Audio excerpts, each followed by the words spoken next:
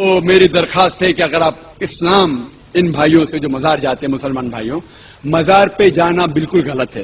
محمد صلی اللہ علیہ وسلم نے کہا کہ آپ قبر پہ جاؤ، اگر آپ قبر پہ جائیں گے تو آپ کو یہ احساس ہوگا کہ آپ کبھی نہ کبھی مرنے والے ہیں، تو اللہ پہ اور یقین کریں گے، آخرت پہ یقین ہوگا۔ تو قبر پہ جا کے ان کے لیے دعا کرنا صحیح ہے۔ جو آدمی مر چکا ہے ان کے لیے دعا کرو، ان کو دعا نہیں کر سکتے۔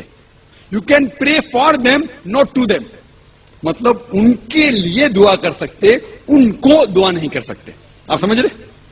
وہ بیچارہ شخص مر گیا ہے، اچھا شخص تھا، اس کے لیے دعا کر سکتے اللہ اسے جنت فردوس دے، انہیں نعمت دے، انہیں معاف کرے، وہ تک ٹھیک ہے۔ لیکن جا کے یہ بولے کہ میرے ایگزامینیشن میں میرے نمبر کم ہے تو بابا نمبر اچھے کر لو، یہ بالکل حرام ہے۔ شفا، قرآن مجید میں کم از کم 25 آیتیں ہیں جس میں لکھا ہے شفا، شفا مطلب سفارش، وسیلہ حرام ہے۔ 2 آیت میں لکھا ہوا ہے صرف ان کو اجازت ہے جو اللہ تعالیٰ آخرت میں ان کو اجازت دیں گے، وہ محمد صلی اللہ علیہ وسلم آخرت میں۔ آج کی تاریخ میں ہم محمد صلی اللہ علیہ وسلم سے بھی نہیں مانگ سکتے۔ باقی لوگ کو تو چھوڑو، سنت اور باقی بابا لوگ کو چھوڑو، محمد صلی اللہ علیہ وسلم کو بھی ماننا ہمارے لیے حرام ہے۔ جو شخص مر چکا ہے ہم انہیں عزت کرتے ہیں، محمد صلی اللہ علیہ وسلم سے محبت کرتے ہیں، ان سے پیار کرتے، لیکن ان کی پوجا نہیں کرتے، ان کی عبادت نہیں کرتے۔ عبادت صرف اللہ کی۔ ڈاکٹر ذاکر نائک صاحب نے جو گفتگو کی وسیلے کے حوالے سے، قرآن پاک کی آیات سے جو چیز ثابت کی وہ درست ہے۔ یہی وہ شرک تھا جو کفار مکہ میں تھا۔ وہ اللہ کو مانتے تھے، کفار مکہ اللہ کو مانتے تھے، اللہ کو رب بھی مانتے تھے، زمین بنانے والا، آسمان بنانے والا، بارش برسانے والا مانتے تھے۔ ان کے اندر شرک کی بیماری کیسے داخل ہوئی؟ انہوں نے جو اپنے اولیاء بنائے ہوئے تھے، اپنے بزرگان بنائے ہوئے تھے، ان کے بارے میں وہ کہا کرتے تھے ہؤلاء شفعاؤنا عند اللہ، ہماری سنتا نہیں ہے، ان کی موڑتا نہیں ہے، یہ ہمارے سفارشی ہیں۔ ما نعبدهم الا ليقربونا الى اللہ زلفا، یہ ہمیں اللہ کے قریب کرتے ہیں۔ یہ ایک جرم تھا کفار مکہ کا۔ اسی بنیاد پہ ان کے ساتھ محمد کریم صلی اللہ علیہ وسلم نے جہاد کیا۔ اسی بنیاد پہ، یہی مخالفت کی بنیاد تھی کہ وہ تنہا اللہ کی عبادت نہیں کرتے تھے بلکہ اللہ کے ساتھ اوروں کی عبادت کرتے تھے، اور ان کو وسیلہ سمجھتے تھے کہ جب تک ہم ان کو راضی نہیں کریں گے، ان کے سجدے، رکوع، طواف، نذر، نیاز، ذبح، قربانی نہیں کریں گے، اللہ بھی ہماری نہیں سنے گا۔ آج کچھ ایسا ہی عقیدہ بعض کلمہ گو انسانوں کے اندر بھی موجود ہے، وہ بھی یہی سمجھتے ہیں کہ ان بابا جی کا واسطہ وسیلہ نہیں دیں گے تو ہماری بات سنی نہیں جائے گی۔ جائز وسیلہ ہے کہ آپ اللہ کو اللہ کے ناموں سے پکارو، آپ اپنے نیک اعمال کا وسیلہ پیش کرو اور نیک بزرگ سے دعا کرواؤ، یہ جائز ہے۔ حرام اور شرک کی طرف لے جانے والا وسیلہ کیا ہے کہ اللہ کے سامنے انسانوں کو جاہو حشمت کو، ان کے مقام کو رکھ کے کہو کہ اے اللہ ان کے واسطے ہمیں عطا فرما دے، ان کے صدقے ہمیں عطا فرما دے۔ دعاؤں کو ہمیشہ وسیلے سے کرنے کی ضرورت نہیں، اللہ سیدھے بھی سنتا ہے، اس لیے کہ نبی اکرم صلی اللہ علیہ وسلم نے، صحابہ نے لیا وسیلہ لیکن بہت مختصر، عموماً وہ دعائیں اپنی مانگ لیا کرتے تھے۔ اب سوال تھا بھائی کا کیا نبی اکرم صلی اللہ علیہ وسلم کے وسیلے سے ہم دعا کر سکتے ہیں؟ دیکھیے نبی اکرم صلی اللہ علیہ وسلم کے وسیلے سے دعا کرنا، جب نبی اکرم صلی اللہ علیہ وسلم دنیا میں تھے اور حیات تھے تب یہ بالکل درست تھا۔ خدا محتاج ہے، اللہ نبی کا بھی محتاج نہیں، کسی کا محتاج نہیں، وہ بے نیاز ہے۔ کتنی اہم بات میں آپ سے کہہ رہا ہوں، وہ بے نیاز خدا جو کسی نبی کا محتاج نہ ہو کر کے بھی رسول کے واسطے سے بندوں سے کلام کر رہا ہے، اور وہ بندہ کتنا بے وقوف ہوگا جو محتاج ہو کر کے بھی نبی کے واسطے کو انکار کرتا ہے، نبی کے وسیلے کو بیچ میں سے ہٹانے کی کوشش کرتا ہے۔ خدا تو محتاج نہیں، لیکن اس کی شان ہے کہ وہ بندوں سے نبی کے واسطے سے کلام کر رہا ہے، اور یہاں بندہ تو محتاج ہی ہے، جتنے بندے محتاج ہیں، ان میں سے جس بندے نے بھی یہ کلام کیا، رب تبارک و تعالیٰ کا پتہ ہمیں چل گیا ہے، اب رسولوں کی ضرورت نہیں۔ ایک فتویٰ نکلا تھا پاکستان سے، ہمارے زمانے طالب علمی میں، پڑھنے کے زمانے میں ایک فتویٰ جس کی تردید میں حضور تاج الشریعہ رحمۃ اللہ تعالیٰ علیہ نے رد میں لکھا تھا کہ ایک صاحب نے فتوے میں یہ لکھا ہے، ان الدین لا يحتاج الى احد حتى الى الرسول، دین کسی کا محتاج نہیں، حتیٰ کہ رسول کا بھی محتاج نہیں۔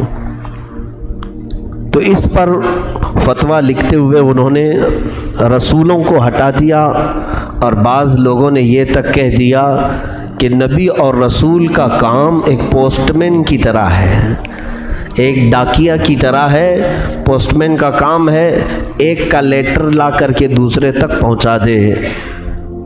میں نے خط لکھا یہاں سے پوسٹ آفس میں ڈال دیا، ڈاکیہ جو ہوتا ہے، پوسٹ مین جو ہوتا ہے، وہ خط لے کر کے اس ایڈریس پر پہنچا دیتا ہے جو ایڈریس میں نے لکھا ہے۔ تو پوسٹ مین کا کام اتنا ہی ہوتا ہے۔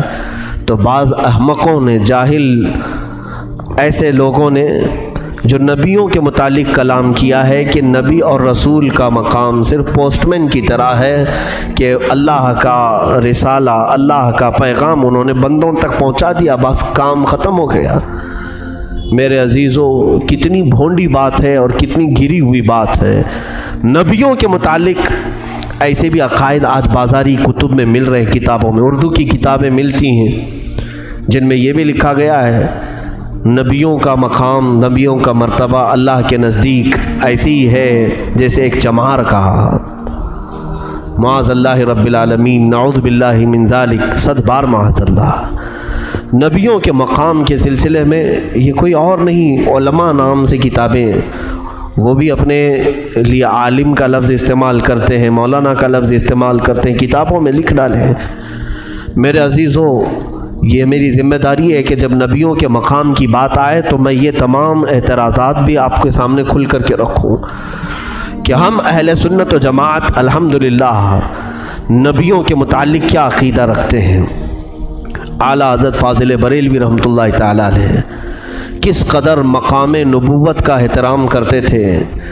ایک آیت قرآن پاک میں آئی حضرت یوسف علیہ السلام کے متعلق، وَلَقَدْ هَمَّتْ بِهِ وَهَمَّ بِهَا لَوْلَا أَن رَأَىٰ بُرْهَانَ رَبِّهِ، یعنی زلیخا نے یوسف علیہ السلام پر بری نیت سے حملہ کیا، کپڑا پکڑ لیا تھا، واقعہ آپ کو معلوم ہوگا، کمرے میں بند کر کے یوسف علیہ السلام کو اپنی طرف متوجہ کر رہی تھی، جبکہ شادی نہیں ہوئی تھی یوسف علیہ السلام سے، نکاح نہیں ہوا تھا، تو برا ارادہ کیا۔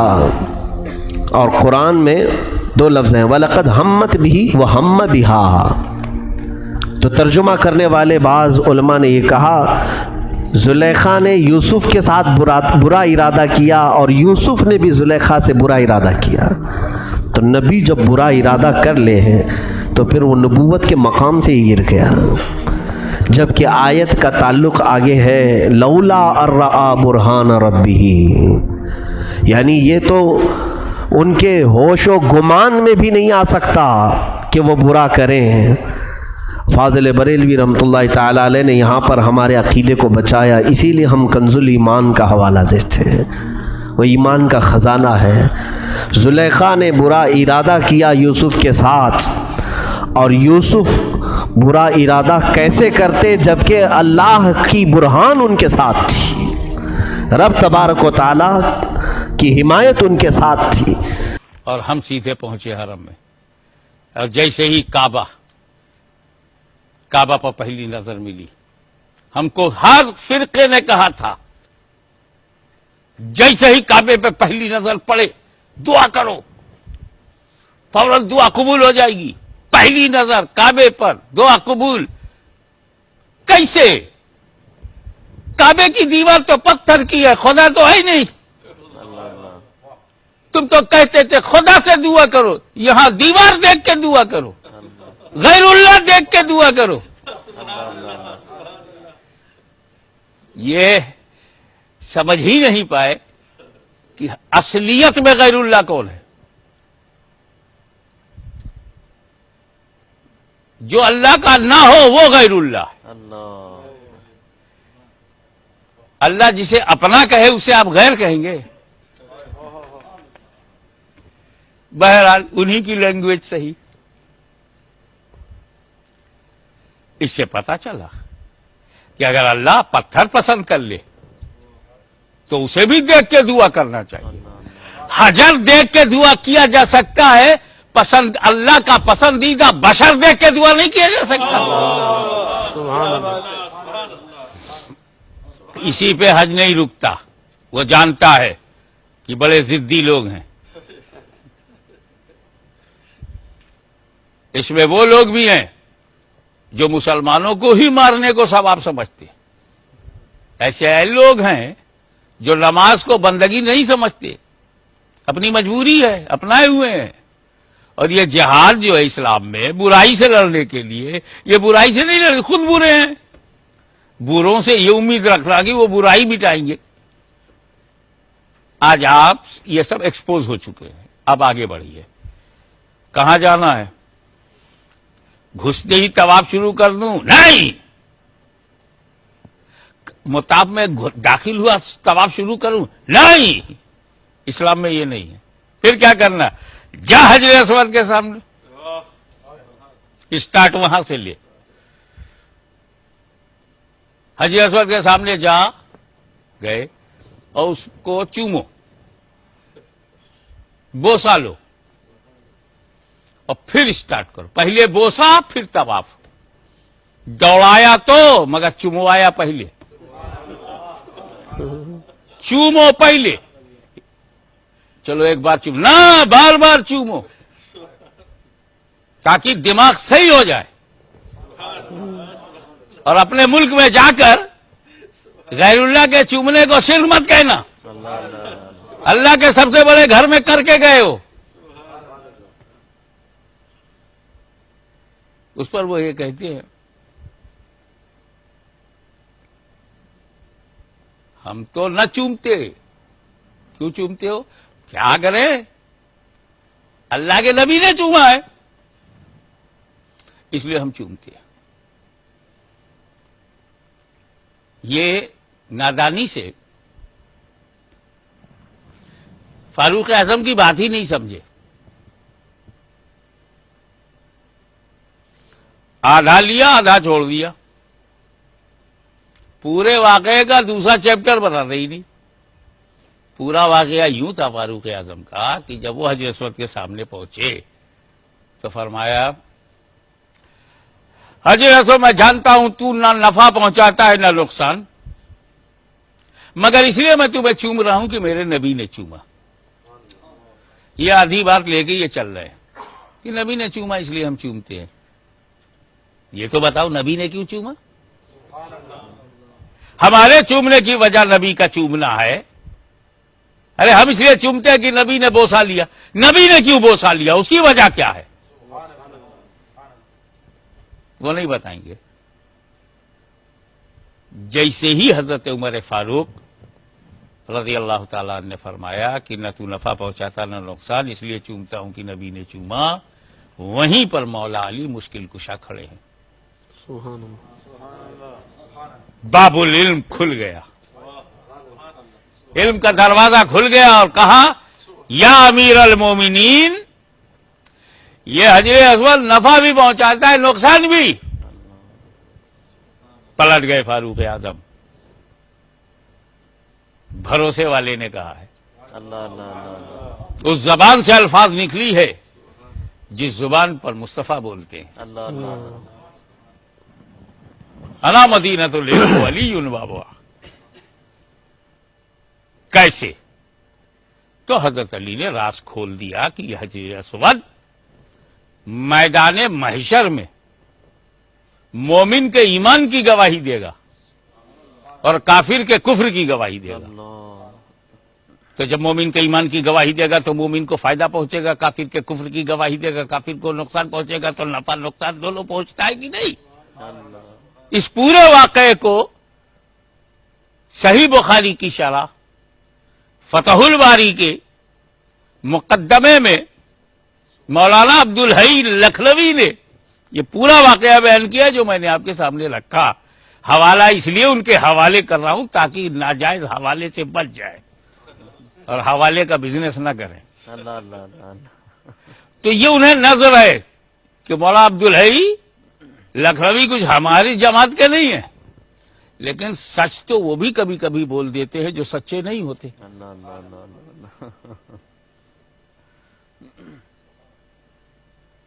अब यहां सवाल पैदा होता है कि हजर अस्वद मोमिन के ईमान की गवाही देगा और काफिर के कुफ्र की गवाही देगा।